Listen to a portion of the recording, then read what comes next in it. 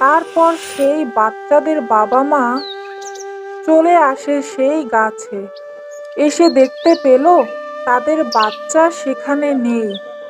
তখন আহাহাহাহা! আমাদের বাচ্চা কোথায় গেল? আমার বাচ্চাগুলোকে কে নিয়ে গেল? আয় হায় হায় হায় রে! আমার বাচ্চা! কি হলো, তুমি কাঁদছো কেন এখানে বসে বসে? কাঁদছি কেন? তুমি কি দেখতে পাচ্ছ না? তোমার বাচ্চারা এখানে নেই। কে যেন ওদেরকে নিয়ে গেছে।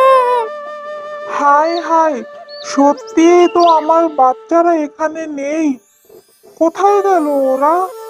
আয় হায় হায় রে! আহাহাহাহা! আমার বাচ্চা!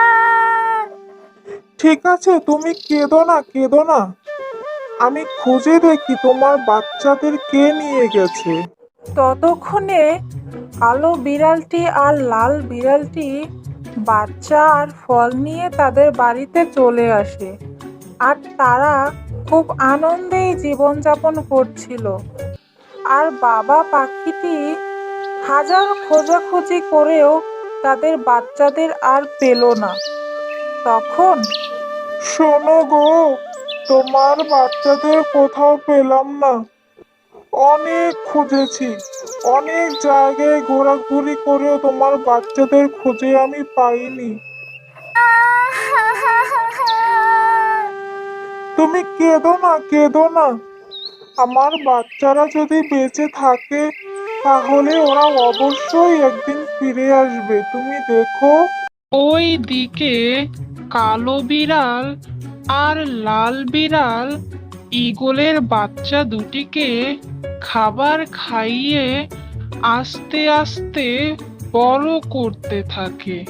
তখন, আরে লাল বিড়াল, দেখো দেখো, ঈগলের বাচ্চা দুটো কত বড় হয়ে গেছে। ওরা তো আমাদের থেকেও বড় হয়ে গেছে। আমার তো দেখেই ভয় লাগছে।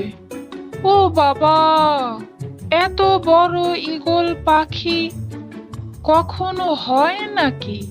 ওই লাল বিড়াল, তুমি কি ভয় পাচ্ছ না? ওদেরকে তুমি ভয় পাচ্ছ না? আরে, ভয় পাবার কি আছে?